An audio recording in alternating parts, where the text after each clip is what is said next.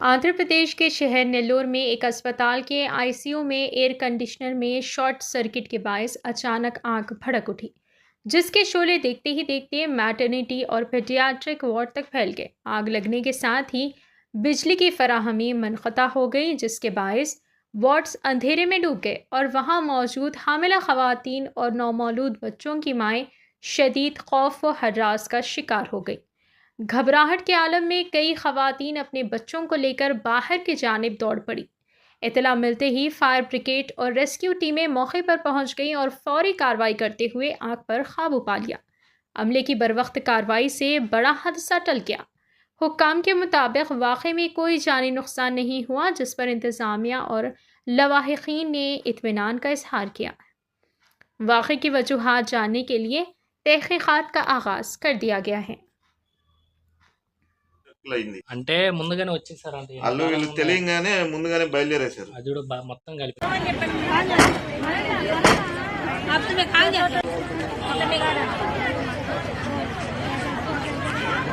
వేసి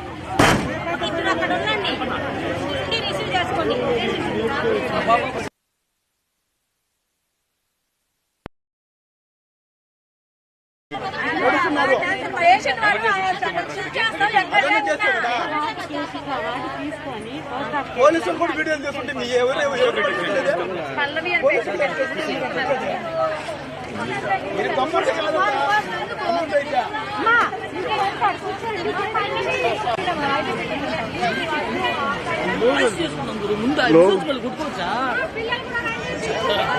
అసలు వాళ్ళు చెప్తారా లేదా గురు? ముందుంది చూడు, ముందే నా బ్యాగ్ తీసు. దేవి జాను, శిరీష, లక్ష్మి రండి, మీకు ముగ్గురు రండి.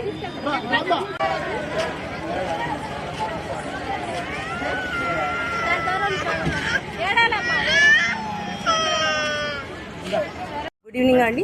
ప్రిలిమినరీగా మనకి ఇక్కడ పీడియాట్ గైనిక్ వార్డ్లో ఏసీ ఒకటి షార్ట్ సర్క్యూట్ అయినట్టుగా తెలుస్తోంది. మనం ఫారెన్సిక్ టీమ్స్ని పిలిచాము టు ఎసర్టైన్ అది. సో అది ఫైర్ మూలంగా 2 బెడ్స్ కాలినాయి.